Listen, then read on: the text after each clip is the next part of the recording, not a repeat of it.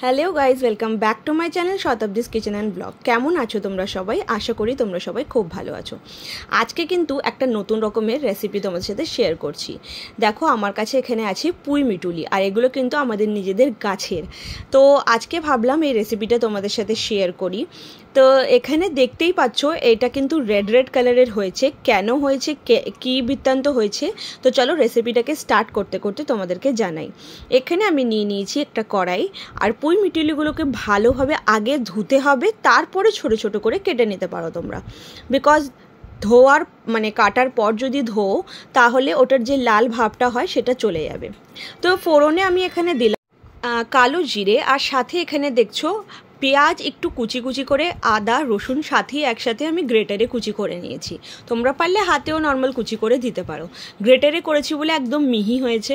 তো দেখো, এখানে আমি দিয়ে দিলাম ডুমো ডুমো করে আলু কাটা, আর আলুগুলোর সাইজও একটু ছোটোই রাখতে হবে।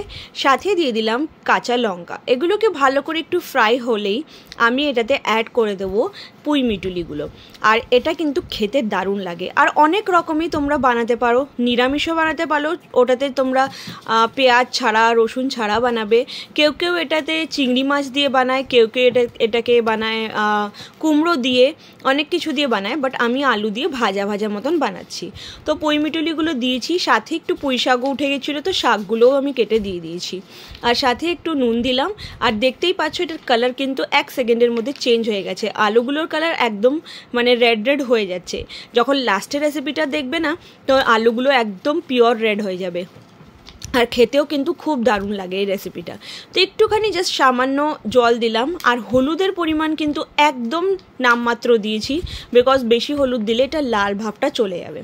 তো বাকি কোনো মশলা দিইনি, হলুদ আর নুন দিয়েছি, আর কাঁচা লঙ্কাতেই ঝাল হয়ে যাবে। তোমরা চাইলে কাঁচা লঙ্কার পরিমাণটা একটু বেশি দিতে পারো। তো দেখো, একটুখানি সময় ঢাকনা দিয়ে রাখলাম। এবার আলুগুলো চেক করে নিচ্ছি। আলুগুলো অলমোস্ট কুক হয়ে গেছে, আর পুঁই মিটুলিগুলো তো খুব ইজিলি হয়ে যায়। তো এরপর আমি এটাতে দেবো লাস্ট একটু চিনি, আর চিনি দেওয়ার পর এটা আমার একদম কমপ্লিট রেসিপি। দেখতে কেমন লাগছে তোমরা একবার নিশ্চয়ই জানিও। আর কারা কারা আমার মতন এই রেসিপিটা বানিয়ে নিজেদের বাড়িতে খাও, আমাকে কিন্তু জানাতে ভুলো না। আমি এই রেসিপিটা ফার্স্ট টাইম ট্রাই করলাম, জানতাম না কীভাবে বানাতে হয়, মায়ের থেকে জিজ্ঞেস করেই তোমাদের সাথে শেয়ার করেছি রেসিপিটা।